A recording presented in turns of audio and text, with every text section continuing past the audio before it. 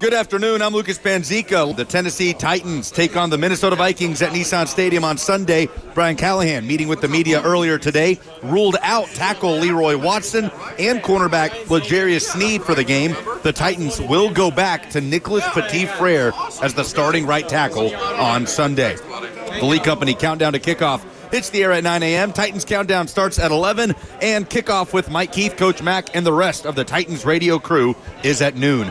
Number 7, Tennessee visits number 12, Georgia, Saturday at Sanford Stadium. Vols quarterback Nico Iamaleava listed as questionable again on Thursday as he works through concussion protocol. Georgia running back Trevor Etienne has been ruled out. Kickoff between Vols and Dogs is set for 6:30. Vol Network coverage on The Zone starts at 4. For all your foundation repairs and waterproofing needs, visit USSTN.com. Breaking news at once on your home for the Titans and Vols. This is 104.5 The Zone.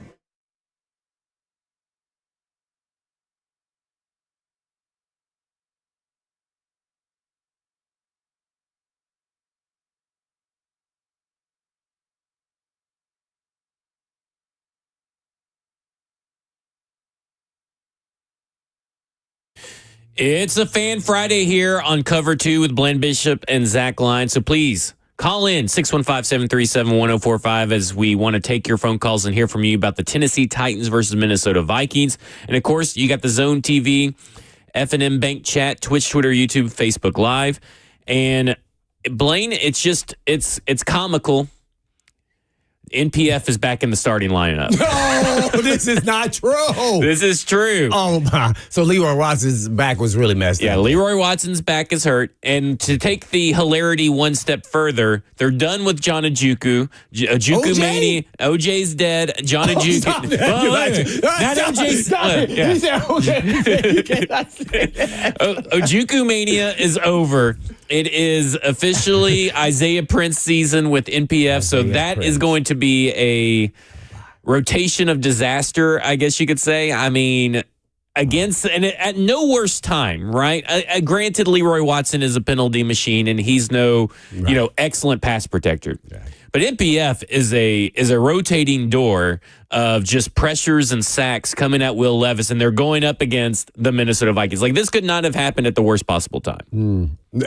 Well, here's what. On a positive note, is there maybe one? No, I'm about to make up one. Is that he's set for some games, and so maybe he got learned. Some perspective. He learned. Leroy Watson was teaching him. He was like, you know what? If I do that, because I know I'm better than Leroy Watson just on my talent. If he can do that, then if I just do this, then I'll be much better. Man, watch this. I'm going to say NPF is going to play his best game. I'm not going to say he's not going to get Well, it would be hard to play his best game because his games have all been very terrible. Hey, you're supposed to be playing along with me here. I think he's going to fare well. I think he's going to be pissed off for greatness. Oh my gosh, it's going to be. It's going to be seen something anything like this. This is wild with a position like this tackle. Yeah, this is the first of its kind. And, man, I've been around the game for, 30 years. Yeah. I mean, this is the first I've ever seen. I'm not a big rotational type, stick with one guy, whether they're all going to have their deficiencies just because they're backups or maybe even practice squad type players.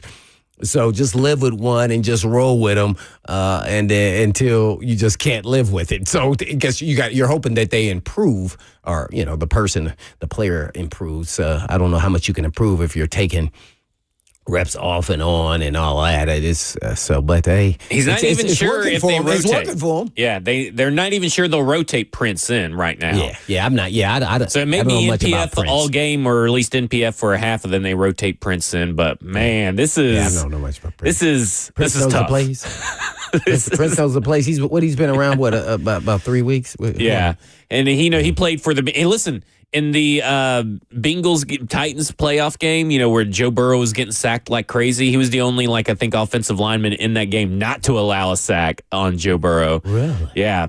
Isaiah Prince is talking to the locker room right now. This is courtesy of Teron Davenport. He says, Isaiah Prince said his strengths include footwork in his pass sets, quickness, and athleticism.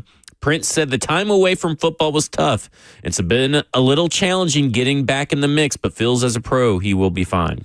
So where was he sitting? He wasn't even anywhere. He wasn't in somebody's practice squad. I think I'll have to go back and check. But I mean, he hasn't been playing he hasn't played regular season games. I think since that Bengals game, if I'm not mistaken. I'd have to double check that. So, so that was a minute ago. Yeah.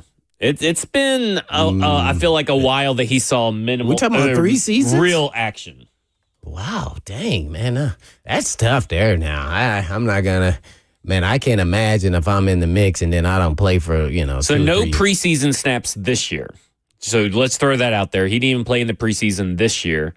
And the last time he played a regular season game was in 2021. Yeah, that's what I said. It's been a long time. He's definitely inspired. That's for sure. Hey, you got to give him credit also just to be hanging in there. Yeah. I'm interested. Hey, so what did you do for staying in shape? I mean, and I'm saying this before a big guy now. We're talking about that's hard. That's really hard, man. It's easy to sit on the couch and, they gain weight just by watching TV. Yeah. I don't know. All these offensive tackles that retire, they have there's a big glow up. Right. Well, some of them glow up and some of them glow back down. I mean, you just never know. I mean, it's a tough sled. Or, even a skill guy, sometimes man, I've been training my entire life and they just blow up like a balloon. I'm like, dang, man, you taking care of yourself? What's funny is that we were going to talk about setting expectations for Will Levis, and I had all these nice little stats put together, and I got everything done. And then they put NPF in, and well, that throws everything out. You know what? I am excited about NPF. I am serious. Are you? No, because there was a rep that his last rep, whenever that was, I saw him kick step faster than I've ever seen him kick step before in my life. And then the guy ran underneath him. Yeah. Right? And I go, he's just figuring out the tempo of he's got it for the pass rushers, to keep him going on the corner. Naturally, this guy did not. He saw he was already set way too outside, so he went inside. So now I want to see if he can figure out that happy medium. Okay, so let's talk about this. That's that one-on-one matchup against the person you're going against. You got to find their strengths and how you think they're going to attack you in these matchups when you get out there and you're solo by yourself. And now this you may have never gone through this in any point in your career, but obviously NPF got benched. Right. I mean, plain as day, NPF was benched and was put in for a UDFA that was a convert from tight end, and another UDFA in John Ojukwu. And you've been sitting on the sidelines for a while. And we've talked about NPF and the lack of dog in him. No grit, no toughness, no power, nothing, no fight. Now you've been on the sidelines for a while. Yeah. This is possibly your last chance to earn the starting position for this team, but also this is a chance to put something on tape for other teams if you hit free agency. Yeah. How much of that should be a motivator for him as a player? It should be highly motivating. And maybe you're right. Maybe we do see the best of NPF because his back's up against the wall, but we're talking about a guy that doesn't have a lot of fight in him. Right. Now, let's first start with that. I love this question. Typically, if you don't have no fight in you, we can't create it. Yeah. So that's just a natural thing, and or dog. And sometimes some players do have an awakening. Yeah. So I'm not going to say that it can't happen, but the odds are the other direction. Now, maybe he can figure some things out, and then he can just play to his own style to help him be better.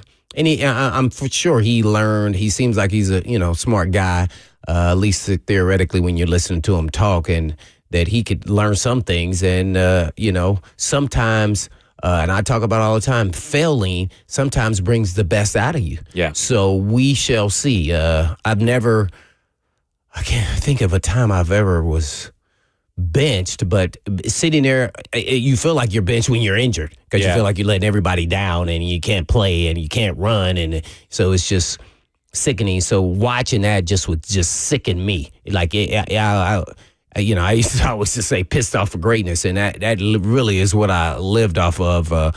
Anybody doubting what I could and couldn't do, I'm going to show you, and I don't have time to be having conversations. So that's kind of how I hope he is. Now, those things are kind of hard to identify when you're just watching tape of players. Mm-hmm. But I think this staff, at least the defensive staff for sure, they want players. They'll take a lesser talent for a dude that's mean, tough, and gonna get up in your you-know-what all day long, because eventually they'll figure it out. If they have enough talent to be in the National Football League, they will progress, because really that personality type, and I'm going to just say this broadly, probably isn't as much in the league as during my era. Yeah.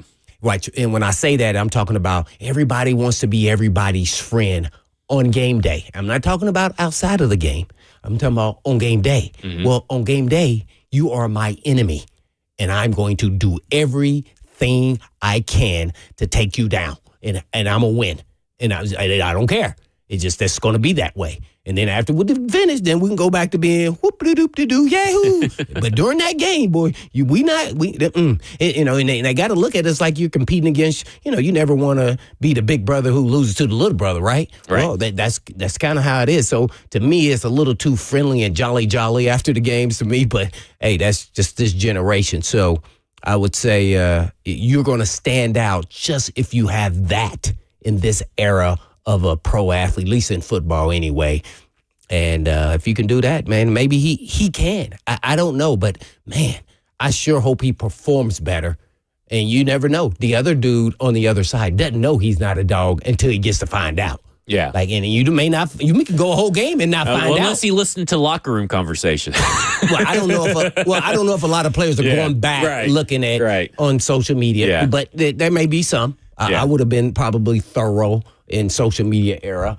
But so we don't know. So his size and Blaine Bishop, the player, it wasn't if he would have been awesome. I think because you're the guy that you spend hours. You've talked hours talk to me film. hours and hours every day watching film. Mm-hmm. I could imagine that you're like a little investigator on social media, seeing what's bothering them or what other people posting plays about them and all this kind of stuff. Well, I would have been doing it for sure, and I would have been finding something for my kryptonite. There you go. And that would be something to just light me on fire every day that I thought, I'm going to go take a nap or I'm going to go to sleep at night. Nope, I'm staying up another hour. There's that Zach Lyons guy on Twitter, saying that I missed a tackle. Yeah, he said he said I couldn't guard, I couldn't cover, I couldn't do this. Okay, I'm about to show him. Watch. Where he at after the game? Where he at? Can I guard now? I shut down Shannon Sharp. Where he had 2 catches for how much? Yeah. Okay. All right. So I may be able to get on the board with some positivity about NPF because I just remembered another right tackle that got benched who played his first game back this past week for another team that may provide hope for NPF. We'll talk about that when we come back. This is Cover 2 with Blaine Bishop and Zach Lyons here on 104.5 The Zone. Who that?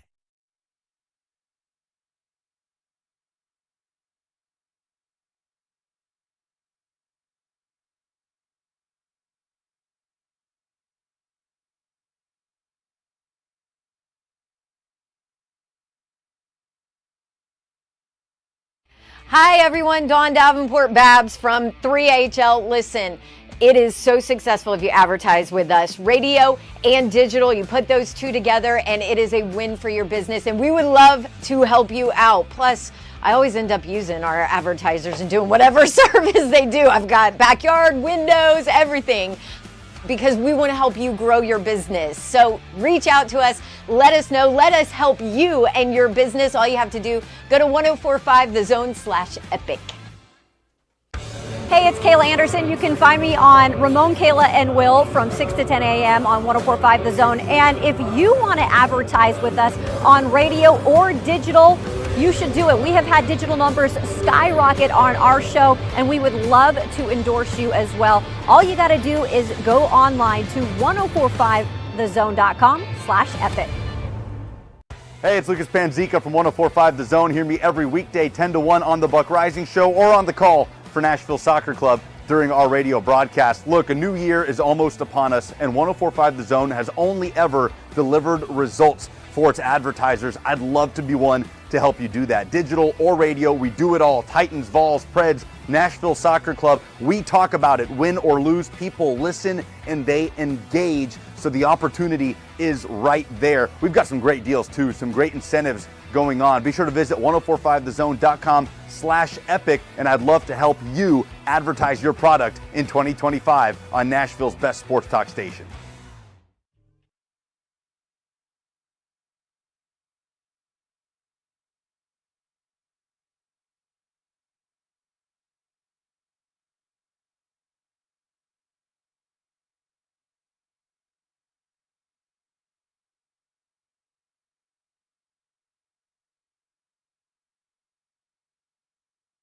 I love living in Middle Tennessee. We've got great restaurants, entertainment, sports, and one of the nation's top Ford dealers right here in our backyard.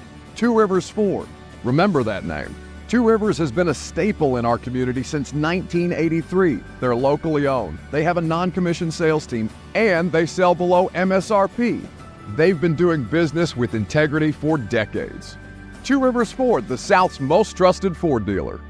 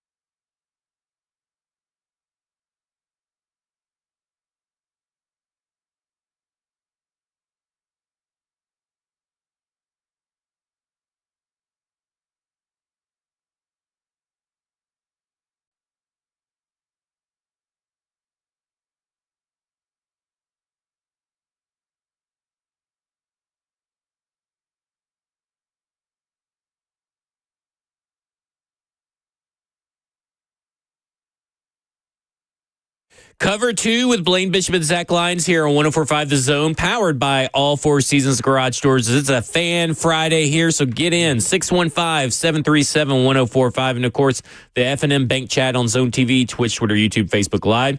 And join 104.5 The Zone's Will Bowling at the all-new Bankers Alley tailgate this Sunday starting at 9:30 a.m. inside Gray and Dudley before the Titans take on the Vikings. Stop by at 221 2nd Avenue in downtown Nashville, where we have a $25 brunch burger and Bloody Mary combo, plus a chance to win Titans tickets and game day essentials from us and the Bankers Alley Hotel. To learn more, visit 1045thezone.com/events today. All right. So before we went to break and everything, I talked about how there was a recent draft pick who was also picked in 2022, who has been starting at right tackle for a certain team that got benched early in the year. He has allowed 69 pressures in his career. Nicholas Petit-Frere has allowed 69 pressures in his career. So both of them have allowed 69 pressures playing since 2022, by the way. And that is Evan Neal of the New York Giants, who got put back in after a couple of injuries on the offensive line. And last week, in his first game back since being benched, first full game back playing in the rotation, he allowed just one quarterback hurry on 75 blocking snaps, but 40-something pass blocking snaps, but just one hurry. And that is one of his better games. So maybe, just maybe, you are right. And we should maybe have a little hope that NPF, he may not just do one quarterback hurry, because this is against, the Giants. Who was that? Giants played against the Panthers. And their defense is okay.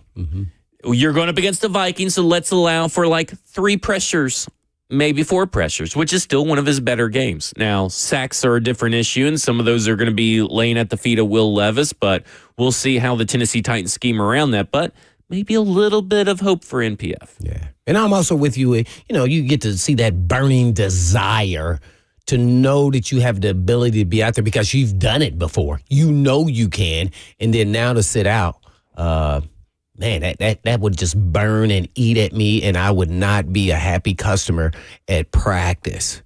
Like, they be like, Blaine, stop hitting our players. That's how it would be. So this is where he should be, and he should show his nastiness. He should have been showing this all this time he's been out. He's showing his technique, showing how he's still going to work, and he's going to get better. He needs to put someone in the dirt. I'm going to be ready. That first drive, he needs to put someone in the dirt. Yeah. I think that would really go a long way. I want to see some pancaking. Yeah. No sacks given up in the first drive, no pressures. Build on each drive. And that's just what NPF has to do. But, man, it sure is scary. This is going to be scary.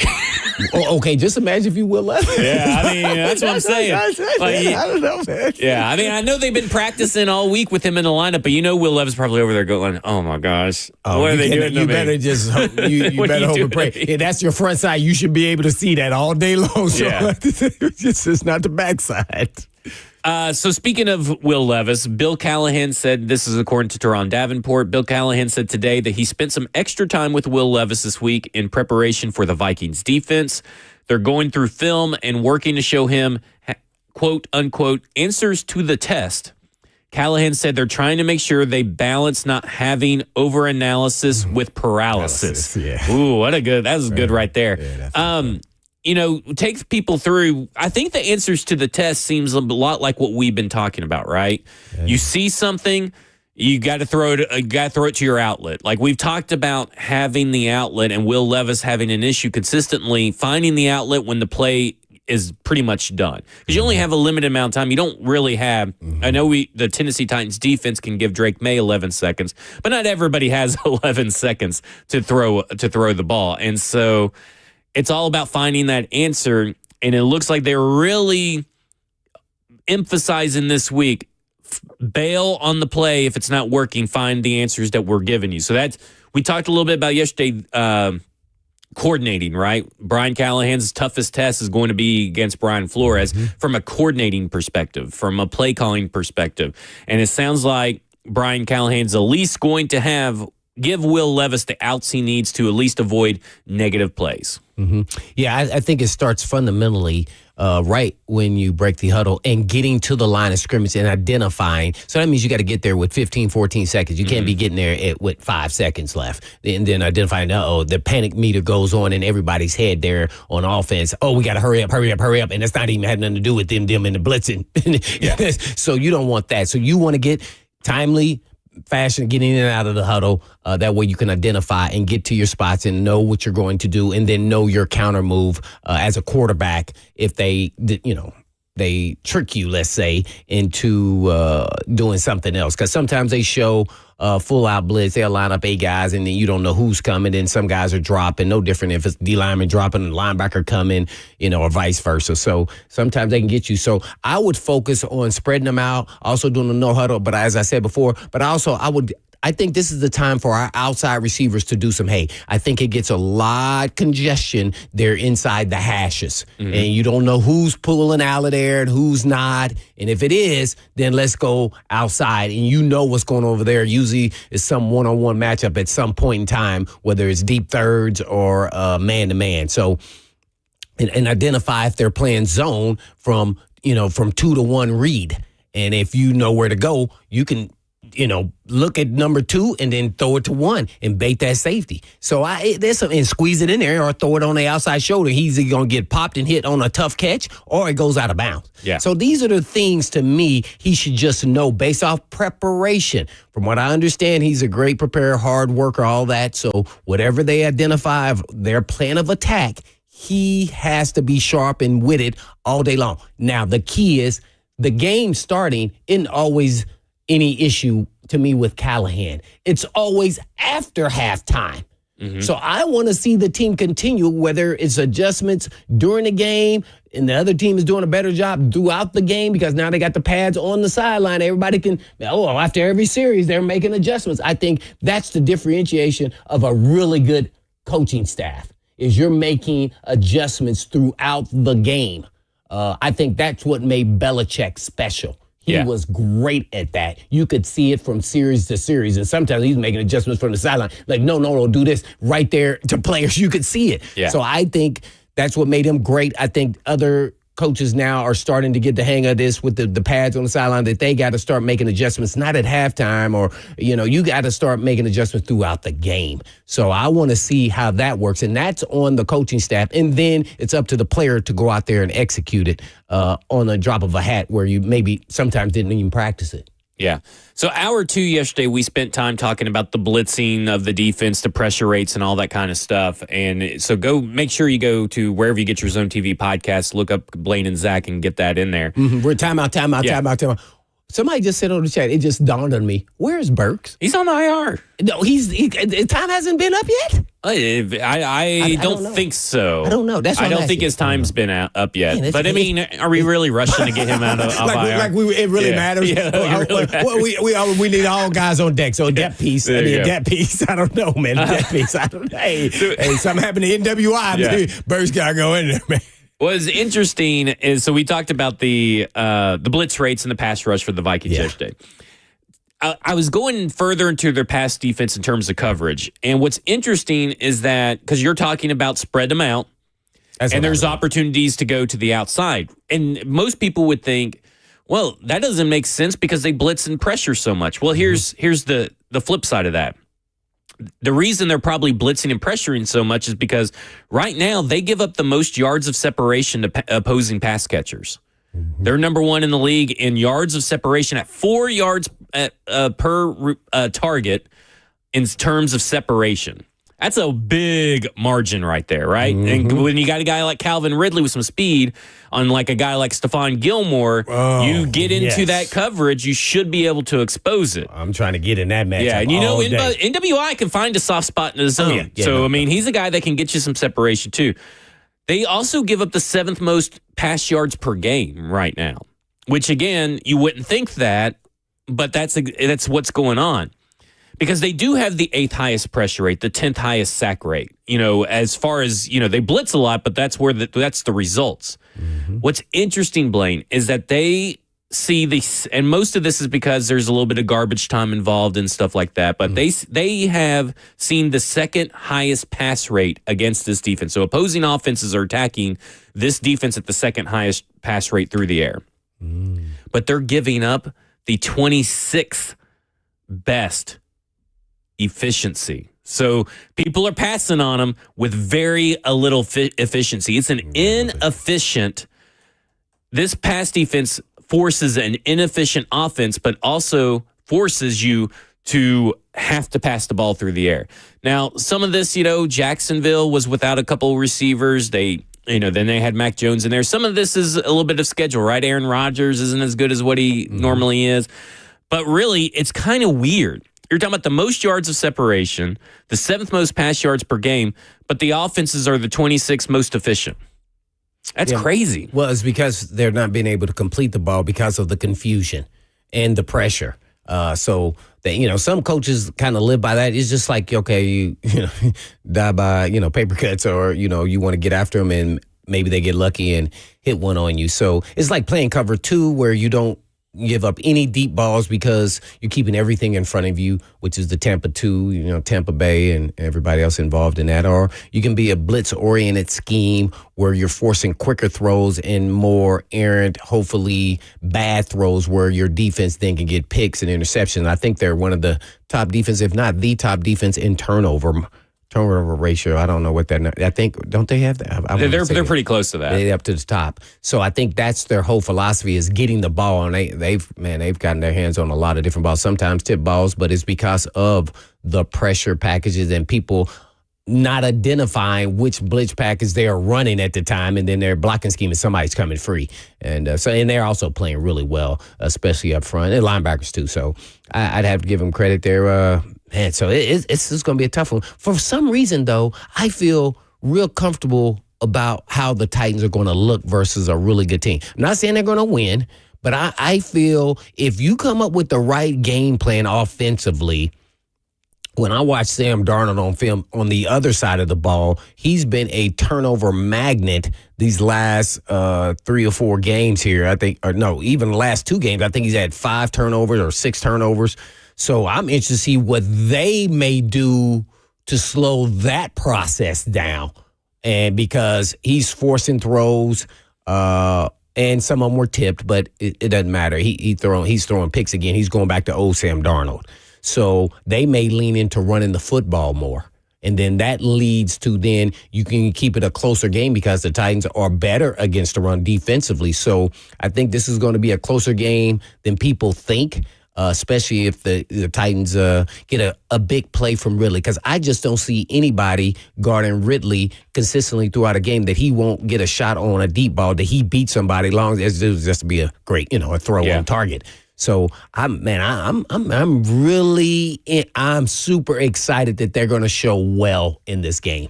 So I want to talk about Will Levis because I think we have to kind of like set proper expectations. I think what we're all wanting to see is Will Levis go for 300 yards, 3 touchdowns, and that's just not who Will Levis is right now. Mm-hmm. Last week, or this past week, Brian Callen talked about he left 34 yards on the field on Sunday versus the Chargers. That would have had him up to 209 yards. I look at what this Vikings team has allowed through the air. So I was kind of like, what are some proper expectations that the Vikings have allowed per game versus what Will Levis has kind of done? And what should we expect from growth from the previous game? Because you're not looking... I think that if you are looking for a massive jump from Will Levis from last week to this week, I think that that's unrealistic expectations. And maybe you want to hold someone to massively unattainable, big expectations. That's your prerogative. But for me, I'm just looking at it from, I think we need to start shaping the conversation around, can Will Levis be a bridge quarterback in 2025? Not can he be a franchise quarterback. I mean, if he becomes a franchise quarterback, that's fine, and that's fantastic. Don't get me wrong. But we got a few games left, and we need to kind of adjust what he is versus the opponent and talk about what he actually is in the large scale things, not just like make sweeping. And I know this is not great radio because everybody wants sweeping generalizations, and all that kind of stuff. But to me, I'm looking at it like, what does improvement from last week look like? And to me, I'm looking around, 210 to plus yards through the air, a 64% completion percentage. I think that he'll probably have 2 turnovers because this Vikings team forces turnovers. I mean, it doesn't even matter what quarterback you are. They force turnovers. Something in 1 or 2 turnovers. You hope that those don't turn into interceptions, and you hope those aren't unforced errors. So, that's where I'm at right there. I think he needs to have at least 2 touchdowns, and I think there only needs to be 3 sacks at the end of the day. Where some of that's on the offensive line, some of that's on Will Levis, but that shows tangible improvement against a defense, and that adjusts for the defense that you're facing from last week, in my mind. Yeah, those are all great. I think it's just because I'm a player, former player. I'm not really I'm just not a stat guy. So when you talk about 2 touchdowns, I want to see efficiency. Yeah. Now, you're going to make mistakes, but I want to make sure it was an earned mistake. I want to see improvement on when to run, better pocket presence, at least, especially when it's up in your face, and don't step up and then don't let the ball go. Know where your outlet is. You're right. All right. And throw the ball out of bounds. There was an opportunity a couple times to even do that. Instead, he took a big shot I mean, there's no He way. only has 5 throwaways this year. Yeah, that's way too low for the amount of sacks that he's taken. We counting that deep ball, the Bears as a throwaway. I don't know if you'd have to ask PFF on that one. I know which one you're talking about, but I think they call that a uncatchable pass. Oh, okay. So Off target. Yeah, no doubt. I was saying, man, dang, that's not the time we wanted you to throw it out of bounds. Guy was open. So I want to see him do these and this little micro things that you really nobody talks about. The stats will be what they are, and that'll happen just based off of how we run our offense. So it's when I talk about I want him to be a point guard. Well, what is a point guard? A point guard is somebody who can distribute to all the playmakers, right? He also does it, but if needed, he can be spectacular, right? He can make the spectacular throw, the tight window throw.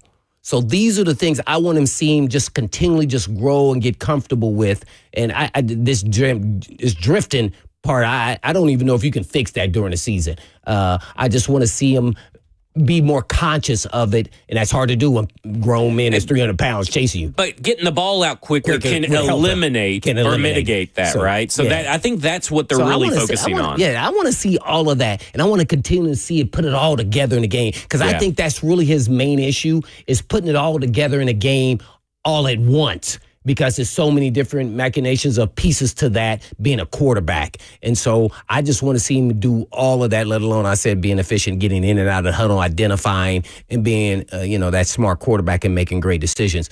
Then to me, then all the stats take care of themselves. Right. That doesn't mean you're going to throw for 300 yards. Right. Doesn't mean you're not going to throw an interception. But these guys get paid. They're good too. The rate of 300-yard games is way down. Right, I mean, people need to understand that. A lot of people playing a lot of cover 2 and, deeper coverages to make you earn it along the way. So, I just like to see him do that. And I believe he is going to try to continue to grow as a quarterback, because whether he's here or somewhere else in the next couple of years, he knows that he has the talent. Now it's about, can he execute it on a consistent basis, game in and game out, even if he becomes a career backup, or at least after he leaves here in a couple of years, that he can show when he gets an opportunity. Somebody's going to buy in that he can be that guy, because he will show you glimpses of that, at least based off watching him on tape. You're right. See, on tape, it's different than, hey, let's have a dialogue and then understanding his mental makeup of who he is. And sometimes I'm telling you, it hurts him. He acts like he's a linebacker, running back guy instead of having the I'm outsmart you guy. That's what I want, that guy. Yeah, I think I'm with you. And I basically, when I read those stats, that's exactly what I'm talking about. Is that the efficiency? Because that's what Brian Callahan preaches about, is that he wants an efficient pass game. I know everybody thinks that Joe Burrow's like this, the Bengals offense is this high-flying offense. And listen, for the last 2 weeks, it really is. But Joe Burrow has built his game around efficiency. And some people will say, well, you can't expect Will Levis to be Joe Burrow. And I agree. You cannot expect Will Levis to be an elite talent like Joe Burrow. But you can at least get him to play like an efficient version of Will Levis. And we saw that last week. I felt last week was the closest we've seen to out of all his pro games. That was efficient quarterback play. Now, it wasn't constant, and it wasn't consistent throughout the whole game, because he took 3.5 sacks, because I see people in here saying that they think the drifting was caused by NPF. Well, I would agree if he drifted away from NPF. Oh, right. But instead he drifts into NPF, so it's not really NPF's fault. I mean, listen, some of it is. But this idea that it's always someone else's fault, this is Will Levis's narrative to shake. And the narrative needs to be coming out of this game is like, whether win or lose, we said, man, Will Levis played an efficient game. Because if you look at the points that were scored by the Chargers and how they were scored, what led to them, wasn't really the offense's fault. It was the red zone defense. It was the kick return. Like, those things, is the missed field goal that we didn't really talk about. That turned into points. Like, it was those instances that did it. Not Will Levis. It was those instances. So we need to see that. Like, if I see a game where Will Levis isn't the reason the Minnesota Vikings turned something that he did into 14 points, that's a good game. If it's 0 points caused by Will Levis's faults, that is a good game. Here's the first thing I would have done. I know we got to read real quick. After this game, and we watched film, the first thing I'm going to ask Will Levis, I'm the quarterback coach and I'm the head coach calling plays, is how do you think he played? Yeah. I want to hear from him. Right. What he thought. Because it doesn't matter what I think. It's what he thinks. It's what he perceives. Right. Uh-huh. His point of view, his perspective. Because guess what? He still got a deep ball in there. So there was some hurrah, because that's what he loves, right? He wants to splash. He was 1 for 3 on deep balls, by the way. Right. So you got a little bit out of the system. But is he saying, I should have thrown more deep balls? No.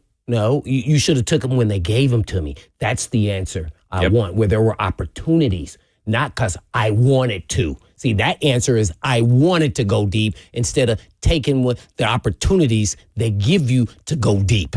And see, that is the efficient mindset of the quarterback. And that's why, I said it before, I love Joe Burrow, because he's got this swag about him, and he had to get patient in the beginning, because that first year he was trying to do the same thing, except he got better tools, maybe not a bigger arm, but better tools, and he's a sharper quarterback, and he knows all those little machinations of being a quarterback, and he's got them. He still makes some mistakes too. Yep. And so I just hope he gets it. When we come back, in honor of Mike Tyson versus Logan Paul, I asked the question, where the hell is this team's counterpunch? This is Cover 2 with Blaine Bishop and Zach Lyons on 104.5 The Zone. I don't know the act with that uppercut.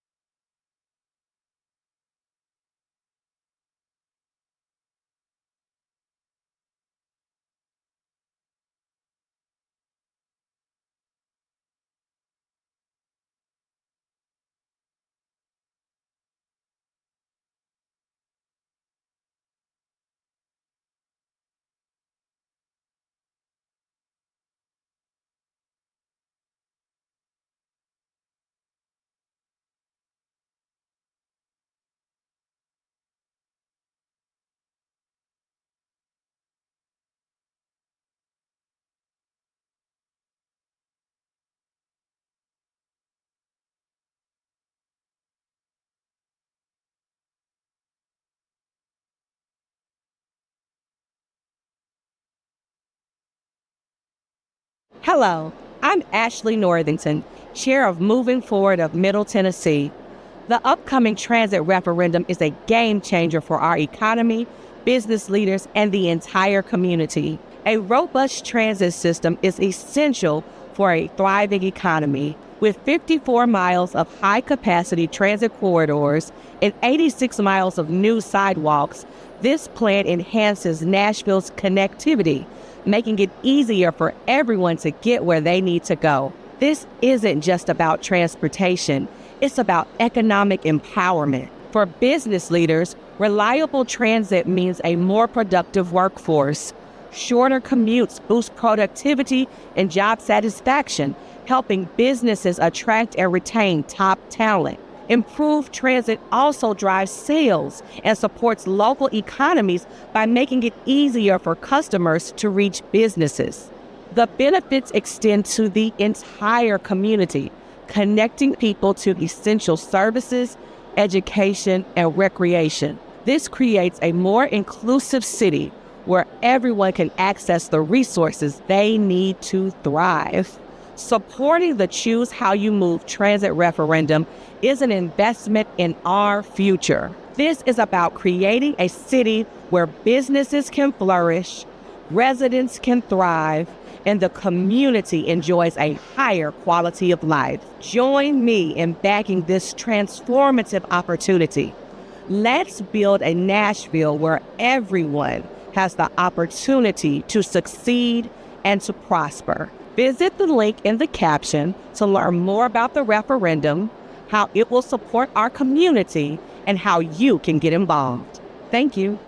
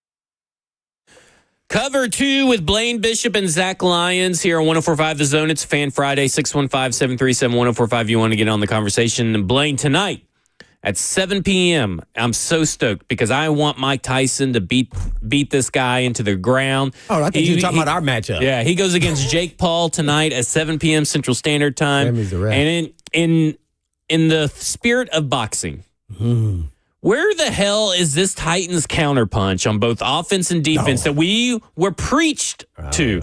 We were told all offseason, a good team has a counterpunch, and that's what we're working on in our schemes from Denard Wilson, and we heard it from Brian Callahan. We've heard it from Nick Colts, but I haven't seen it.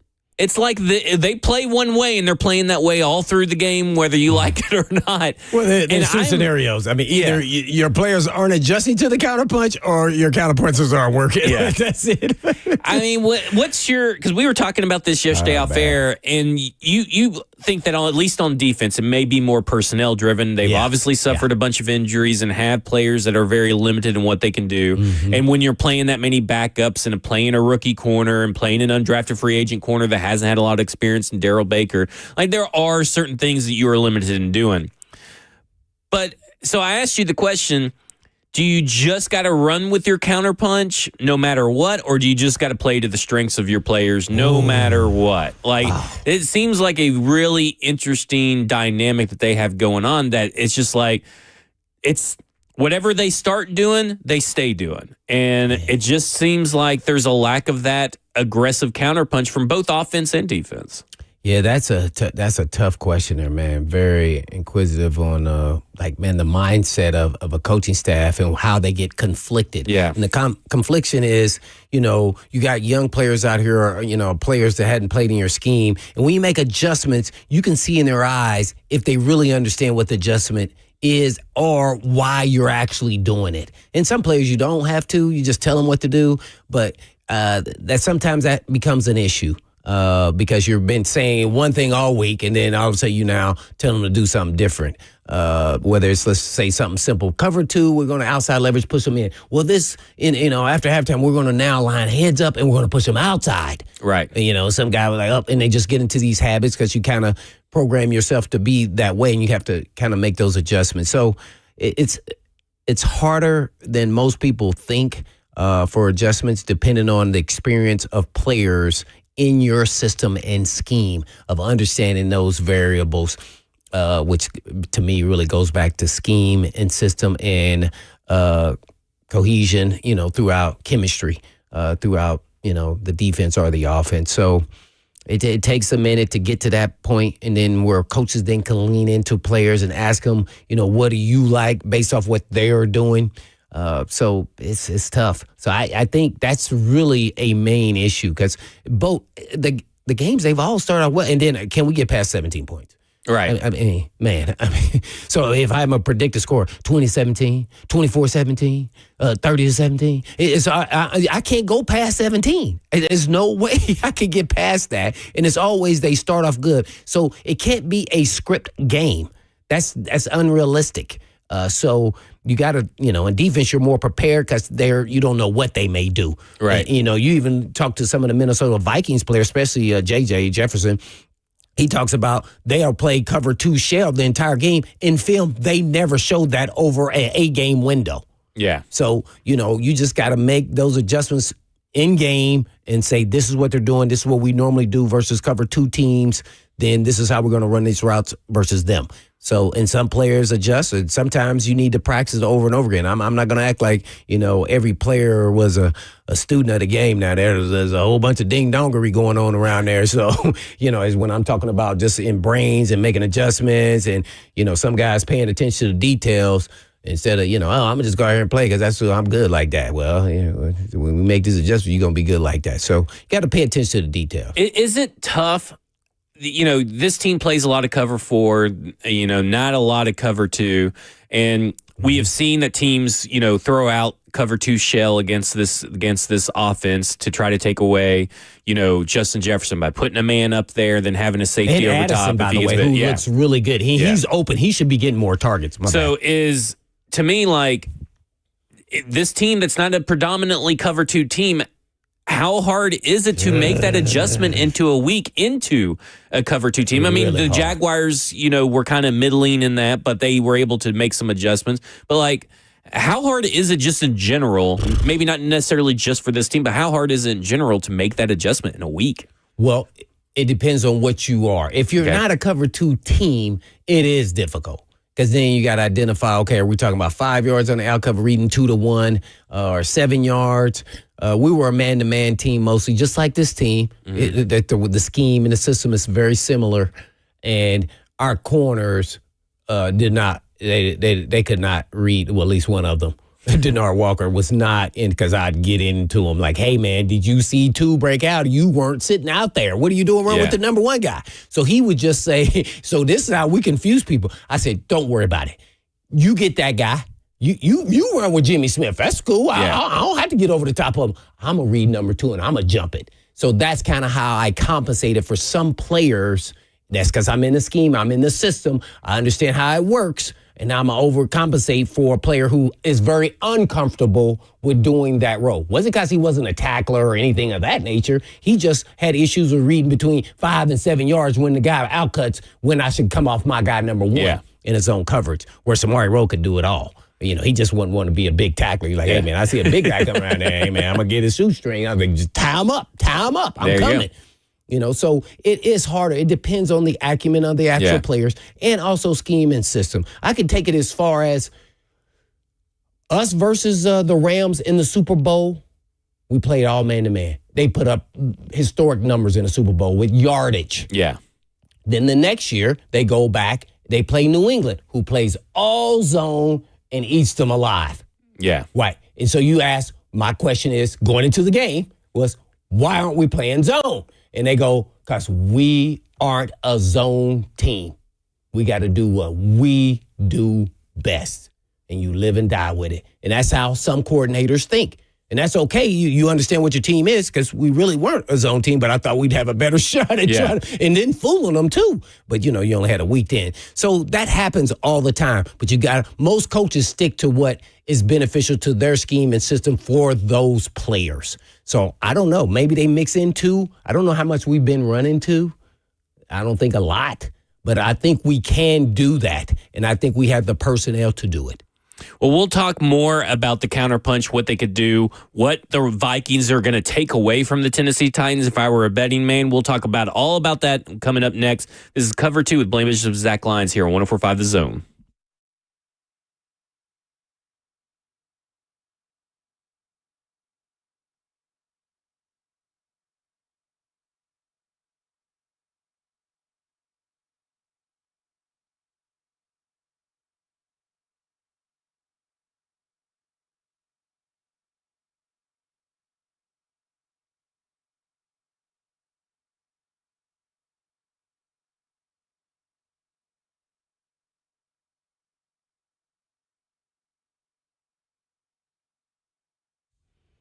For many of you who have lived here a long time, you already know Eurofix has been in Middle Tennessee area for European car repair needs now for 24 years. We've all gotten to watch them grow. And I don't know about you, but I love watching a hometown business take off. Well, we are now proud to announce the 5th location in Mount Juliet for Eurofix on Mount Juliet Road, right across the street from Dairy Queen. And Eurofix can serve you in Franklin, Hundred Oaks, Murfreesboro, Belmead, and now Mount Juliet. Pretty cool getting to watch a small town mechanic starting in the barn of a backyard of a single wide trailer and now grow to 5 locations repairing thousands of cars each month. And at Eurofix, you get a 3-year nationwide warranty and a free loaner car with every repair appointment. And all you have to do is just give them a call at 844-EUROFIX. That's right, 844-EUROFIX, or you can just visit them online at myEurofix.com. That's myEurofix.com. But always tell them Blaine, did you?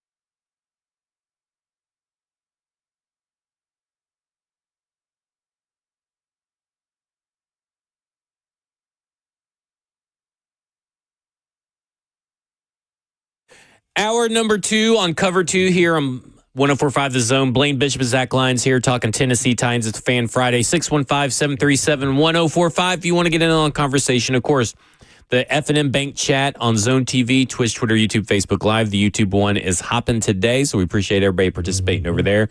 And coming up later in this hour, we'll be talking to Arif Hasan of Wide Left. It's a Substack, and he's been covering the NFL and the Vikings for a long time. So he's going to give us the lowdown on everything going on with Justin Jefferson, Sam Darnold, and this defense. And Blaine, let's continue our discussion talking about counterpunches, because there's an article out at Wide Left that's Arif's website, and they're talking about, did Cover 2 give Justin Jefferson problems? And he only walked away with about 40-something yards against the Jaguars. Did a good job of kind of eliminating the availability of Justin Jefferson. And what's interesting is that in a Cover 2, you can still, I think a lot of people think that zone automatically means you're not pressing. You're not at the line pressing. And man only means you're at the line pressing. But there's different, that's not necessarily true. And they're playing a lot of Cover 2, but they're bullying, their corner is bullying Justin Jefferson at the line, and then they're providing him safety help over the top. And we heard that Denard Wilson talk about that, Jarvis Brownlee Jr. is ready for the challenge. He's excited for the challenge. And it sounds like he's going to see a lot of Justin Jefferson. Obviously, I think there will be safety help over there, but this team does not run Cover 2. They run it at the 29th highest rate in the league. They're a Cover 4, Cover 3 team, and they're predominantly a man team, one of the highest man rates in the league. So let's talk about what that means for Jarvis Brownlee Jr. and Justin Jefferson. Well, he's going to be in one heck of a matchup if they continue. And if I was making a guess, I think I would lean in towards they're going to be who they are. Okay. I really think they would. I would try to mix it up a little bit. That way that it all looks the same. Just think press man-to-man, then press Cover 2, especially when you don't run it very often, as you mentioned, 29th in the NFL overall. So then those two things can look exactly the same. And so, at least from a corner perspective, so he's going to have to be really patient. I think he's an overly aggressive corner, so he must understand who he is and how that can actually hurt him in press man-to-man. Now, he's done a good job so far, but sometimes being overly aggressive, it can play against you, especially if you miss at the line. And so, or if you're overly aggressive trying to tackle somebody, like trying to kill them. Good example is that last week, Lad McConkey just caught an out, and then he had the whirlwind around him, and then McConkey went around him because he was trying to kill him instead of just go make the tackle. He had already got outside of you, and the quarterback scrambled a little bit, got the throw off. You had him covered initially. So those are the little bitty things that can make a difference in, a first down, keeping the drive alive, to now with Jefferson, who's one of the best in the NFL, that could then change the game into a touchdown. I think he could be up to the challenge, but, Jefferson, this is right up his alley. That's what he wants. He wants man-to-man. Now, he doesn't like to get bullied, physical, which most, receivers don't, but I would say the strength of Brownlee is being patient at the line and getting his hands on people. But if he misses and all he needs is a gap, we all know Jefferson's going to make something out of him. We're going to be seeing the gritty dance. There you go. Well, you brought up something earlier this week talking about bunch formations and how that gives this defense a little bit of problems because of a little bit of lack of discipline of staying with their guy, the eye discipline. Well, I hate to tell you that when things aren't going well for this offense, this Vikings team is one of the higher offenses that to get favorable matchups and find favorable matchups for either Jordan Addison or Justin Jefferson, guess what they like to do? Don't say bunch formation. Oh, no. And so the Tennessee Titans are going to see probably a good heavy dose of bunch formations. And talk about why that gives this defense some problems and what they need to do this game to make sure that they stay disciplined when they see a bunch formation. Well, that's happened in 2 games now. So I guarantee you the Vikings are going to run it in because they saw it in 2 games. They had issues, eye discipline. And then, usually you go over all the different rules in training camp. So sometimes they leave it up to you to make your call. Sometimes it's up to the guy who's on the line. The other guy off the line doesn't have priority over the guy who's on the line or who's up. So, and then there's different forms that you use. Sometimes the guy who's up on the guy in the middle of the bunch is now going to jam the guy that's at high, but then he's going to take first flat route. So there's different combinations based on how they run their routes. Sometimes that guy stays with that guy. So you can still confuse them, but they must understand, do not pick a boo. The quarterback is not throwing or handing the ball off to you. When it says man-to-man, just watch your man. And first of all, you're supposed to be watching your man's hips. So I don't know how the heck you looking at the quarterback and then you look at it. People get memorized by the quarterback. I always say this to my wife. She's like, oh, man, I thought such that about. No, that offensive lineman was downfield. So in the NFL, that means it was a run. Yeah. So it's not college where he can kind of trick you. So you just got to read your keys and trust them. Yep. And just believe that it's going to work itself out. And then once that happens one time, then all of a sudden the green light goes on and you can be like, oh, we're going to dominate. And then you must understand in bunch, whatever kind of bunch you're doing as far as defensively, there are weaknesses to them all. And you must know where they're at. Yep. And when I say that is, I can recall right now when a 3 outside, 3 inside, they got us. They got to figure that out, though. Yeah. 3, that means 3 outside forming routes, where that's an out cut, 7 route, flat route that we chasing. Somebody's chasing in that. So 3 inside. So we got 4 guys, and we used to then check box. Box, we got 4 guys on your 3. So now we're going to play this game. And so this is how you attack. And I know one of my guys was a teammate is the safety's guard. I know they're going to play the box. Now, there's weaknesses to that, too. So you just need to understand it. They need to figure it out. Some teams don't ever really figure it out. Like, what are the weaknesses of a box? And we call the other one triangle. So naturally, anything 3 outside or inside is the beaters. But it's not the end-all, be-all. It's not like it's a touchdown. You just hustling to the play because everybody's outside because everybody's playing inside leverage. So that's something that they should know. And there's ever different forms of how you can play the bunch. I named a couple of them, but I hope they have them locked down. Now, watch this. Okay. This is where things get confusing. I can use that same dude, Denard Walker, would have problems with us doing triangle or box. He get lost in the minutia of just read this guy. You're outside, so it's not that hard. Soon he's going to come right to you. But he's so locked in, I got this guy that's in front of you. No, that's not it. That's not your key. So some guys just can't just grasp it as quickly as you need to, especially in a week notice or, even in training camp where you're feeling comfortable as a play caller. This is probably what Callahan feels when they have a player missing and then they're putting a backup in there and then he's causing issues. Then now you're trying to compensate for a player that's not good enough or can't execute what you want to run. So the same thing happens on defense. And so then you say, this man up. This man up because he's going to blow it anyway. It's going to be interesting because there's so much to this game that the Vikings can easily take away. The run game for the Titans offense is really going to have a lot of responsibility put up on them because I mean, when you really look at the numbers, the Vikings are going to take this run game away. They're going to do everything in their power. I'm going to get into the numbers later on in the show because I think it's very important. They can paint a picture of what this team can be on Sunday going up against the Vikings, but it's not good. And a team that wants to run the ball and be efficient at passing, this is really a matchup nightmare. But on the flip side, I look at this team runs a lot of cover 4. And Justin Jefferson has a 17.1% win rate against cover 4s. Jordan Addison is 4.5% cover 4 win rate. That's pretty low against cover 4. And is it because they have such high average depths of target? Jordan Addison, 15.4 yards down the field is his average depth of target, 12.9 for Justin Jefferson. Is that really, can cover 4 limit the explosives? And we got to focus on yards after catch.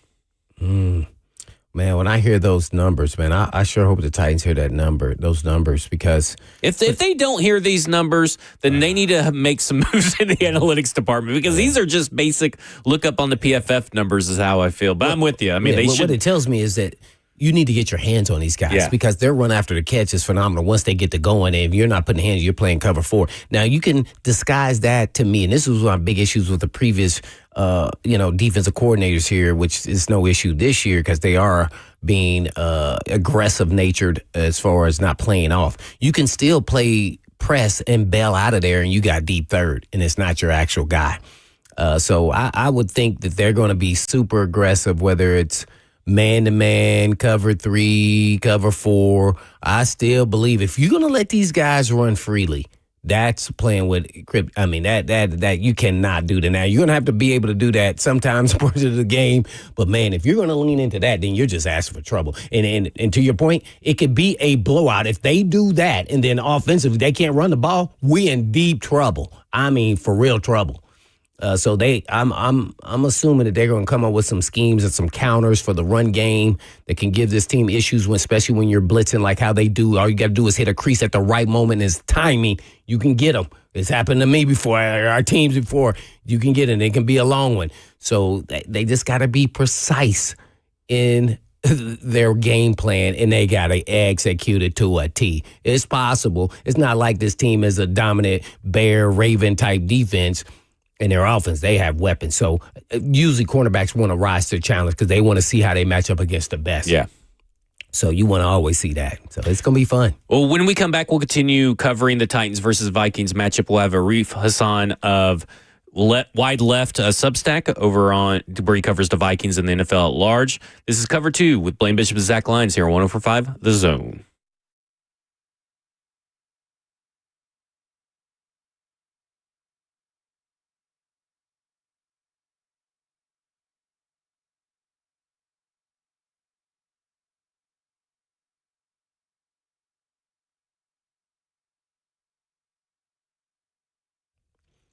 Hey, this is Blaine Bishop, and I want to know if you have heard about peptides. And peptides are shaking up the fitness world. There are naturally occurring aminos in our bodies. And as we age, they start to decline.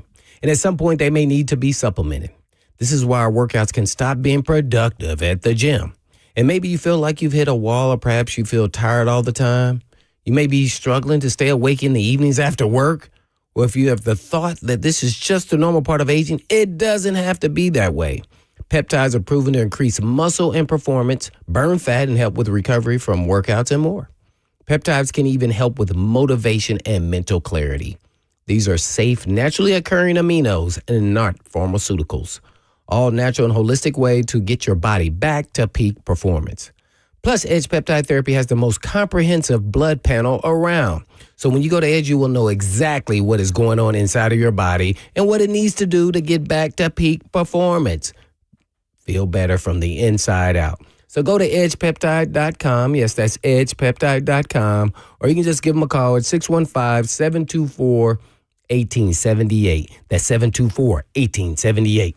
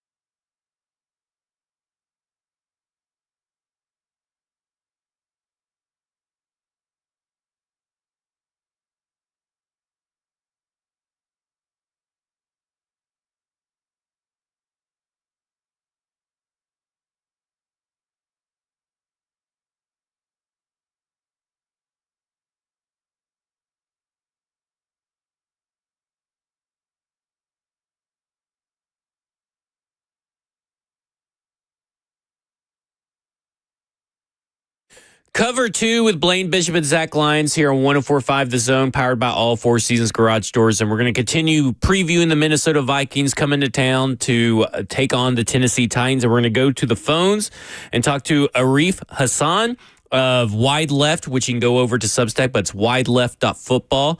And Arif, thanks for coming on. And I'm just going to jump right in. Sam Darnold is the big storyline when it comes to the Vikings. Obviously, J.J. McCarthy got drafted, and Sam Darnold seemed to be trending to always start, but you figured J.J. McCarthy would eventually come in at some point. But over the last few weeks, Sam Darnold has kind of looked a little bit like old Sam Darnold, and last week he threw 3 interceptions, could have had a 4th. Tell us what you're seeing coming out of the bye week from Sam Darnold and what the Tennessee Titans fans can expect from him. Yeah, no, for sure. Darnold has always been kind of a high-risk quarterback. I think early in the season, he benefited a little bit from stuff like dropped interceptions and stuff like that, but he is throwing more dangerous passes right now. He has for the past couple of weeks. The thing is, the stuff that isn't those dangerous passes look really, really good. And when you take a look at quarterbacks that throw a lot of interceptions, the stuff that aren't interceptions don't generally look quite that good. And so there is a little bit of risk reward between what he's doing. Obviously, he hasn't been a very good quarterback for very long, so there's a little bit of kind of adjusting to what he can and can't do and adjusting to the system. Certainly, he's making more mistakes than he should, but I think he's playing a lot better than I think a lot of people kind of realize, despite games where he's got, this 3-pick outcome. Certainly he needs to clean that up, but, he's, making explosives. He's finding out kind of where he can go down the field. He's connecting with Justin Jefferson and TJ Hawkinson, who just returned. I think there's a lot more good here than bad. With Sam Darnold, talking about having hope with a quarterback, it's hard to find a Super Bowl winning quarterback, but it's easy, or maybe what you are looking for as a franchise is a quarterback that provides you hope that you can get to the Super Bowl, because only one team wins it and only 2 teams get to get there and actually compete for it. So it's really a lot harder than I think what people want to give it credit for. But the way this team is built up, if you were to hook a lie detector test up to the Minnesota Vikings fan base, do they truly believe that Sam Darnold can get them to the Super Bowl? I think, if you asked most Minnesota Vikings fans and you were assured that you'd get an honest answer, I think most of them would say, probably not, right? But there is a chance, right? Which is, I think, better than what they had going into the season. I think a lot of Vikings fans have been pleasantly surprised with what Darnold can do, can see kind of how winning football emerges. Obviously, the Vikings starting as hot as they did, 5-0 undefeated, kind of gives them a lot. And now that we're kind of in this spot where they've added 2 more losses, had a difficult win just now, I think they're kind of in this spot where they're like, hey, the Vikings are a good team, and good teams can, make it to the Super Bowl and win the Super Bowl. But really, the Super Bowl is supposed to be about great teams. And I don't know that we're seeing that with Sam Darnold. So I think that's kind of the temperature of the fan base. We're talking to Arif Hasan, who covers the NFL at large, but also the Minnesota Vikings for Wide Left, a football Substack, wideleft.football. Arif, man, we're going to look down past the Super Bowl about Sam Darnold. What do you think they're going to do with Sam Darnold? Did he sign a 1-year deal? It is a 1-year deal, and so his contract's up at the end of the season. It's going to be a really interesting problem to try and figure out. They said at the beginning of the season, the coaches, other players, they said the goal this year was to get Sam Darnold paid. I don't know that they thought it would be the Vikings who would be doing that, but the idea was to maximize his value, which I think is kind of like a really cool way of looking at it, to make sure that he can. But now we're at a spot where it's like, man, you're winning a lot. It's really difficult to dispense of a winning quarterback. But I think short of a couple of playoff wins, they are going to let him walk. I think that there's a ton of belief in J.J. McCarthy. He did just kind of have a second procedure, maybe it's a strong word, but he had to kind of clean up some stuff with the surgery. And so you're a little bit worried about that. But I think that they've always been under the assumption that McCarthy would be the quarterback at the beginning of next year. And, Darnold was just a way to make sure that you didn't rush him onto the field. And I think that they're still there. But, if you win like 2 playoff games with Sam Darnold, that is just a totally different set of expectations. Before Joe Flacco won the Super Bowl, it wouldn't have shocked me if the Ravens let him walk. But you win a Super Bowl, you get a contract. Those are kind of the rules. So I think that we'll see what the end of the season is. But it is a really interesting problem. Is there any, I guess, way that they could use the franchise tag as a tool to trade him after the season is up, or do you think they would even do anything like that? They could, but I think one thing that they've kind of prioritized is to make sure that they don't, unduly stress out a player. They want to keep and maintain the respect of the locker room, and that's kind of a pretty aggressive move. But if they kind of let Sam Darnold know that this is kind of the best thing for the franchise and that Darnold would be able to kind of choose his landing spot, I'm sure it would be on the table. But I don't think that that's going to be the most likely scenario. Well, naturally, their defense has taken the ball over the most, I think, in the NFL at this point in time. Brian Flores has done a phenomenal job. Do you think they can continue up this pace? And what do you think the options are as Flores, being that he's done such a great job, having an opportunity to be a head coach again? Yeah, that's that second question first. That's a really difficult one to figure out because first, it's difficult to get defensive head coaches hired these days, and second, on top of that, he's got a lawsuit against the NFL. And, a lot of owners might not want to touch that, especially because the lawsuit is against particular owners that gave him particular instructions that he didn't like. And so that's just going to rub an owner the wrong way. Obviously teams want to prioritize winning football, but owners are human beings and they want people that will listen to them if they hire them. And so that's kind of an interesting problem, right? And so I think that that's going to be kind of something that some owner might take a chance on, will have to get over, but I think it's not for most owners. But I think that certainly he'll be a great head coach candidate because of what he's been able to do with his defense turning around in a big way. And so to your first question about whether or not they can sustain that level of defensive production and specifically turnovers, I don't know that the turnover production will kind of maintain itself, but I think overall that defensive production did. They've had basically 2 games where the defense wasn't, completely on top of things, but for the most part, they've done a really good job of figuring out what opponents are going to do, what the most likely answer is, and getting ahead of that and solving that problem ahead of time. It's a really smart defense. No doubt about it. Really smart staff, and O'Connell leading the way as the head coach, but naturally he's the play caller. He's an aggressive play caller. I've watched a couple games now, and even with Sam Darnold having somewhat issues here with turnovers, and some of them tip balls, so you got to give them that. But they're in the red zone, so it's keeping them from getting points. Do you think he will lean into running the football a little bit more, especially with Aaron Jones, who's kind of a smaller guy, and he's already getting up a lot of carries, let alone touches through the air? Or will he just stick with being, this is what we do, and this is, we're going to be aggressive on offense? Yeah, no, I've had the opportunity to ask Kevin O'Connell about this, and, it's like, hey, you're ahead in games, you're still, throwing the ball aggressively. I understand that there's, you always want to kind of, keep your foot on the gas pedal, but, at what point do you kind of dial it back? And he said, we're an aggressive team. We want to score points. And so I think that that's kind of the philosophy. I think that they will continue to be a pass-forward team. There is a reason they went out and signed Aaron Jones. They want the running game to be good enough, but that's in service of making sure that passing game is effective. And that's kind of the role that Jones is playing. He's a really good runner. He's been doing a lot of great things, but they don't want to overuse him. We did see him get hurt a little bit in this last game. It sounds like he'll be available for this game. I'm not sure. But, they're cognizant of that, and they don't want to overuse him. And also they're just aware, like, every time you give the ball to Aaron Jones, that's a moment that you're not giving the ball to Justin Jefferson or TJ Hawkinson. And so they really do want to be a pass-first team until it becomes basically impossible not to try and run out the clock. I guess lastly for me real quick, and that is, the Vikings have a lot of weapons. And I saw Justin Jefferson in an interview saying that, they practiced against a team that was going to do a lot of different zones, but mostly man. And then they came into the game and they did all cover 2, which they hadn't seen them do at all during the season. Has that happened a lot? How much does that affect Justin Jefferson? Because it looks like Darnold is forcing some balls to him, and that's where some of these interceptions occurred. Yeah, we haven't seen a ton of scenarios where, like exactly what happened with the Jaguars, where they were, I think, 3rd in the NFL in terms of percentage of snaps on defense that were in man coverage.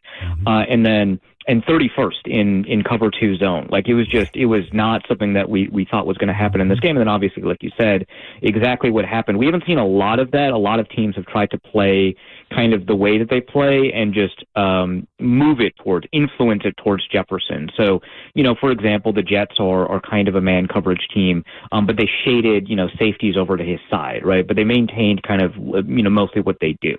And so that's primarily how teams have been doing it, but it wouldn't shock me if teams, took that lesson from the Jaguars. Jefferson only had, 50-odd yards or something like that, which is a season low for him right now, which is kind of a crazy thing to say. And they probably took a lesson from that and realized, like, hey, if we've got the ability to do something that they haven't put on film yet, or that we haven't put on film yet, we might want to do that because they're going to keep on trying to push that button until it stops working, which is, like you said, what happened in that game. All 3 of his picks that counted anyway were thrown in Jefferson's direction. One of them was a product of really great defense. The very first pick he threw, Tyson Campbell was in Jefferson's pocket, and I don't think Jefferson expected that, and so that was kind of an opportunity created by the fact that defense just looked a lot different. So I think we'll see it going forward. We haven't seen a ton of it until now. Arif Hasan covering the Minnesota Vikings. I'm looking at Jordan Addison on these in the film, and he seems to be getting open at a high rate, but not getting a lot of the targets. Is there an effort or a concerted effort? I mean, obviously, get your playmakers the ball. You got to go Justin Jefferson, T.J. Hawkinson in the pecking order. But is there going to be a concerted effort going forward to maybe get Jordan Addison a little bit more action his way?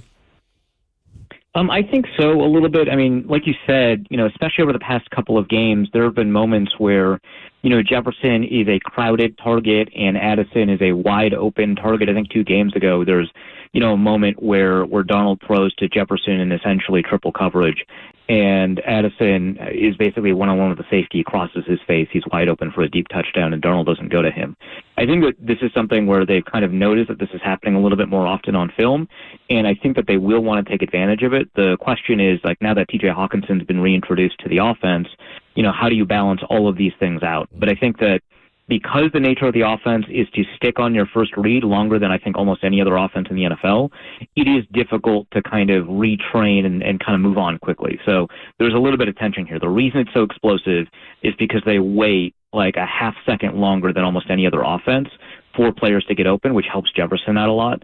And if they want to move on from that, they'll have to change the way that they teach the quarterback to go through reads. So that's a really difficult thing to prioritize.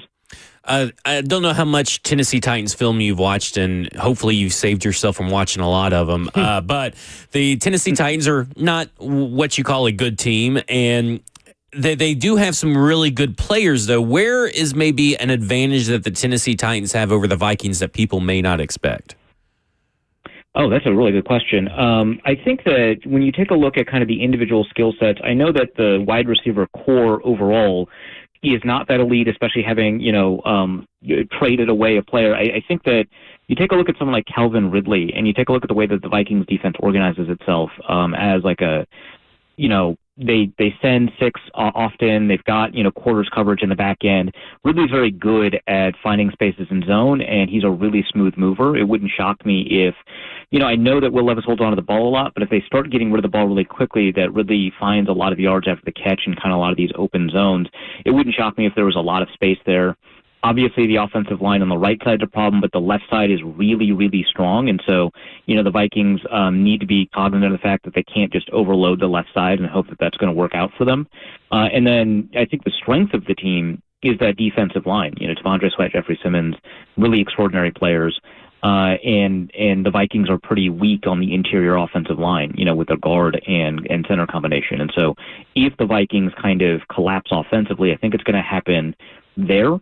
More than anywhere else, especially with all the injuries at cornerback. And so I think that the concern is, there's going to be enough done on offense with Ridley finding, holes in the zone, with Tony Pollard playing as well as he's playing, that their defense can kind of disrupt the Vikings enough that they start throwing some bad balls.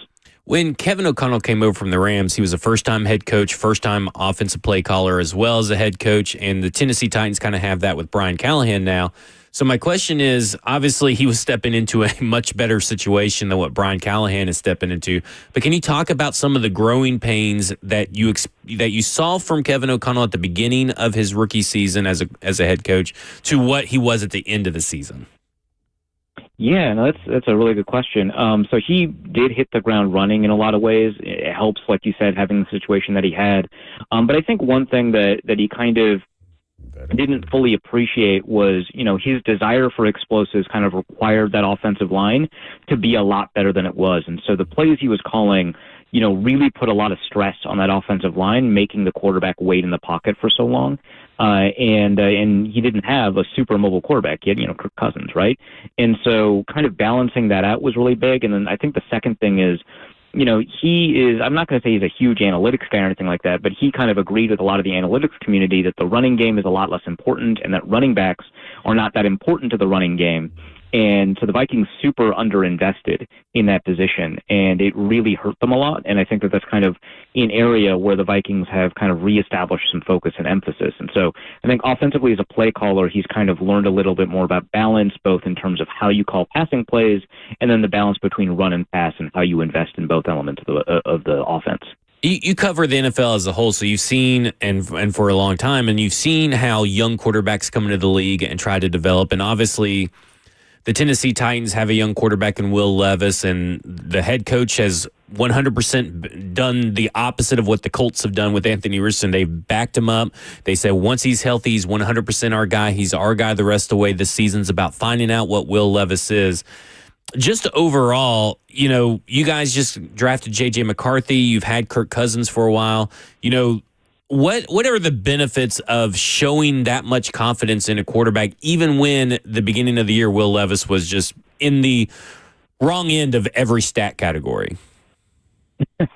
Yeah, I think one thing that O'Connell has done really well, not just with Sam Darnold or Kirk Cousins and what he's doing with J.J. McCarthy, but also when they've had to bring in players like Joshua Dobbs and Nick Mullins and Jaron Hall, there's a lot of quarterbacks, geez, is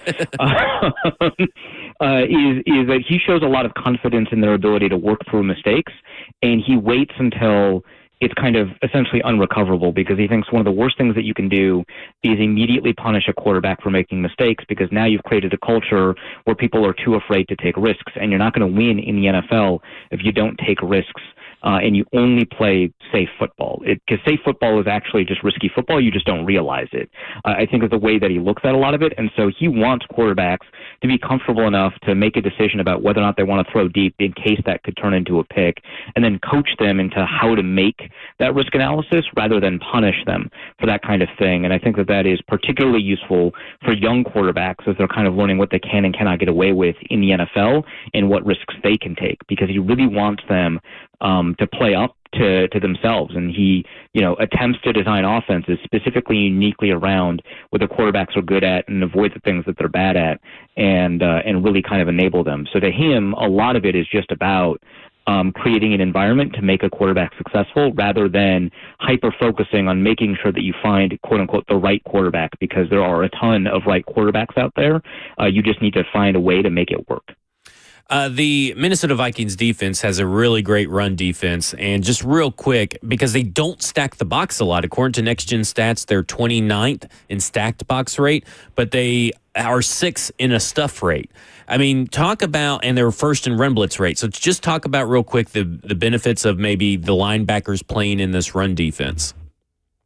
Yeah, I think that there's two elements there. I think one is that you've got players like Blake Cashman and Ivan Pace who play a lot of downhill football, a lot more than entering into coverage. And, the amount that they blitz, also puts them in the very gaps that running backs will be running through anyway. And you've already got an answer in coverage if, your blitz isn't getting home. It's the way the defense is designed. So part of it's just that they play a lot more downhill, even though they're in a lighter box. Another part of it is that obviously those players are very good at what they're doing and shedding blocks and stuff like that. But really, I think it's what they're asking the interior defensive linemen to do. They're not asking those players to directly rush the passer as much. Players like Harrison Phillips and Jerry Tillery and Jonathan Bullard are being asked to kind of hold, right, and maintain their position and not get bowled over in the running game, even if it's a kind of a passing down. It's something that they're really cognizant of, and it prevents these guards from getting up to the second level, which gives the linebackers a lot more room to kind of make these plays. It's also, the safeties are really, really well integrated into the running game. You'll notice that when they're in nickel, very often the fifth defensive back is not a cornerback; it is a safety, which helps you a lot in terms of run defense as well. So the bodies they're putting out there are a little bit more uniquely suited to it. But it's a whole system where they kind of have engineered ways to make sure they've got enough players in the back end to cover, but make sure that they're always kind of assignment sound in the run game. Well, Reef, I'm glad you brought up the safeties. I was just going to ask about the safety. Future Hall of Fame safety, Harrison Smith, who's from Knoxville Catholic. How happy or excited is he to have a little bit of a homecoming? Oh, I bet he's over the moon. The problem is you'll never see it. He's a very I'm sure I'm sure if you asked him, he'll give you kind of a muted answer. He doesn't like to show a lot of emotion or anything like that. But he does, care about his passions deeply. It just takes a while to kind of get it to come to the surface. He's been to, the Tennessee Titans before, and I think that, for him, just kind of being in the area, just like back when Kyle Rudolph, who's from Cincinnati, also loves Kentucky, back when all of those players kind of move into that Middle South area, I think they all kind of really enjoy it because it's a totally different atmosphere than Minnesota. Yeah, bold prediction. Not to score. Is this Harrison Smith's last season? Boy, I think it might be. It's tough. I don't know that he wants to play for a team other than the Vikings, and I don't know that the Vikings will have, the room to kind of keep on extending him. But, yeah, I mean, it very well could be. And I think that he's made it clear that he doesn't want to retire because he's bad at football. He wants to retire on his own terms, and so he doesn't want to wait for it to kind of fall off. Yeah. Well, this has been a great conversation. We learned a lot about the Vikings. It's been great for our listeners. We really appreciate it. Just real quick, Arif, tell everybody where they can find you on Twitter and where they can find your writing. Yeah, so you can find me at Arif Hasan NFL on Twitter. You can find my writing over at wideleft.football. Awesome. We really appreciate it. That was Arif Hassan, wideleft.football, where you can read all of this coverage on the NFL as a whole. He really dives deep into a lot of interesting conversations that aren't just Vikings. When we come back, we'll finish up our interesting conversation on the Vikings versus Titans. This has been Cover 2 with Blaine Bishop and Zach Lyons here on 104.5 The Zone.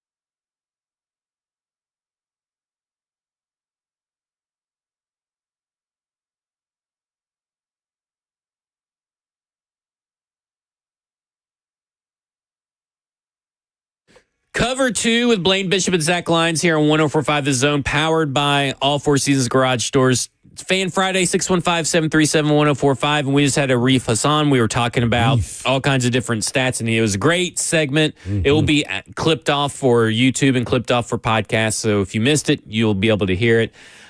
Blaine, just real quick, I want to kind of do a tighten up, stat dump, I guess, if you will, where I got all these stats that we couldn't get to in the game, but I feel like people need to hear them just real quick. Okay. So first off, I want to talk about the run defense of the Minnesota Vikings. I've already talked about some of these things. They're first in the run blitz rate. They're 29th in stacked box rate, which means that they do not run a lot of stacked boxes. They allow the second best yards before contact, 16th best yards after contact. So maybe there's a little bit of a tackling issue when you look at those stats right out of the gate. Not a big one, but a little bit. They allow the best EPA per rush, so they're best at rush efficiency on defense. They have the sixth highest stuff rate at the line, so a lot of runs are stuffed at the line. They've only allowed 17 runs of 10 yards or more on the season. That's third best in the NFL. And they have the third best yards per attempt. So I tell you all of that if Tony Pollard has a hell of a game, then Tony Pollard's got to be in some Pro Bowl consideration because his offensive line has gotten better. That too, because you look at those stats. That is tough sledding for any team week in and week out, and we know this team wants to run the ball and wants to run it efficiently. This is a time where I just say good luck. Wow, man. This is why I'm not coaching right here, because I don't know. You got to find creases and run plays, because you said they also run blitz on first and second down more than any other team, and the number one in the NFL in that. So I would maybe change up how, and sometimes you want to dictate to them and instead of them dictating you, but you got to throw some curveballs at them. Maybe you then go against some of your efficiency stats as far as how much you run the ball on first down, and maybe you throw a quick pass game or a sharp pass or a quick out to the tight end, something that's safe, reliable, gets you positive yardage, even if it's just 3 yards. Then you come back on second down, which they do run blitzing again, then you maybe try, which I think is a lower rate, but I'm not sure about that. And then you can then try to crease them with the run game, or if they're blitzing a lot, depend on the kind of blitzes, slow those blitzes down with the screen game. We all know they're good at the screen game. They just hadn't shown it a lot here recently as far as being completed and taken off, but they do run the screen game. Screen game is good against blitz teams. Especially if they're man-to-man type blitzing. So their run blitz, they obviously they're sending their linebackers who play downhill, so they're not having to stack the box. Is there an opportunity to go on the edges, not just in screen, but on the edges when they're run blitzing and taking up those lanes? Yeah. I would be throwing outside a lot. My outside receivers really would be outside a lot this game, unless there's some matchup maybe on third down where he's inside in the slot. But yeah, I definitely would be hitting my guys on the outside wing. That way it's safe, secure, and you can see actually what they're defending and how they're defending out there. So, yeah. The Vikings offense is very interesting too, because we've talked about how they're good, right? I mean, they got Justin. It's hard not to be a good offense when you have Justin Jefferson, T.J. Hawkinson, Jordan Addison, and the aggressiveness of a offensive minded head coach. Too, a tight end being productive too. And then there's also you got Aaron Jones and a typical run game that is average. It's not great, but it's average. What's interesting is that since the beginning of the year, Sam Darnold has been under a lot of pressure. And then they lost their left tackle, Christian Darrisaw, and then they went and traded for Cam Robinson with the Jacksonville Jaguars and got him in, and then he allowed like 7 or 8 pressures, a team high last week against the Jacksonville Jaguars, the team they just traded them. They knew his weakness. They go against him every day. So I look at it and I go, they have the Vikings offense has allowed the 5th highest sack rate, which is actually now higher than the Tennessee Titans. So the 5th highest sack rate by the Vikings offensive line, the 12th highest pressure rate. Sam Darnold is 7th in turnover worthy throw rate, and he's 12th in pressure to sack rate, 12th highest in pressure to sack rate. But he does have this offensive line, and this offense does have the 11th best time to throw time to pressure. So that means that the pressures take a while to get there. Sam Darnold's holding on to the ball. Oh, that's why I meant to ask Sam Arif. Darnold's holding on to the ball. That's why I meant to ask Arif, was the long developing plays. Of course, he talked about that, right? The aggressiveness of it is that sometimes Kevin O'Connell calls these long developing plays, and that's where Sam Darnold gets into trouble with his sacks in the offensive line because he's calling plays absent of a great offensive line. So there is an opportunity here for the Tennessee Titans pass rush to step up, but the coverage is going to have to hold up. And I think that's why we've really seen the Tennessee Titans struggle, because L'Jarius Sneed is not out there. And I think that L'Jarius Sneed does provide you that extra second or two to get to the quarterback. Yeah. And so, Key and Landry and the two big guys in the inside are going to have to be getting after the quarterback as well as stopping the run. Man, and I just don't know. I mean, man, have we heard Sweat or Landry's name here in the last 2 or 3 weeks? Yeah, Sweat had a pressure, but I haven't seen Landry put his face on the milk carton, because these last few weeks you haven't seen anything from Landry. Yeah, so we definitely seen Key, and so man, they got to hunt, man. The front four has to get after the quarterback. He cannot be sitting there baking a pancake. Darnold, for all his faults and turnovers, man, you give him time, he will eat you alive, and especially with the secondary playing with really backups and young players at this point in time. It's going to be a true test. So I can't wait to watch this Jefferson Brownlee, because Brownlee, he's going to get mad, and he's got to be able to control his emotions out there as far as his aggressive nature. His aggressive nature, Garden. You have to be a patient corner when you're playing man to man. You can't be overly aggressive. So, man, this is going to be a good one. I can't wait. It will be interesting, because the line has moved in favor of the Tennessee Titans. Oh, really? Now, when I say favored, that means that they gained a point. Yeah. They're not favored. So instead of the Vikings being favored by 6.5, the Vikings are now favored by 5.5. Okay. The over-under was 38.5 last time I looked. Okay. So it will be interesting to see. They're expecting a low-scoring game, I'm sure, some of the Jacksonville Jaguars situation, but again, it goes back to I think we find out a lot about Denard Wilson's philosophy coming up. Is it we are who we are and we play how we want to play? Or is it a team that's going to adjust and say, hey, you haven't seen us play cover 2 a lot. Here's some cover 2. Ooh, wow. I want to see a combination of both. Yeah. I do. It'll be real interesting to see what this game. You got a prediction, though, on the score? I'm going to go 24-17 Minnesota Vikings, because the Tennessee Titans can't score more than 17 points. I know. You took 17 from me. So I'm going to go 24-14 Minnesota. Sammy?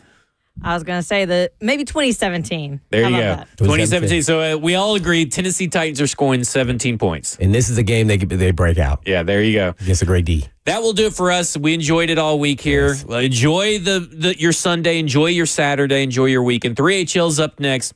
And this has been Cover 2 with Blaine Bishop and Zach Lyons. And in the meantime. And in between time. Peace.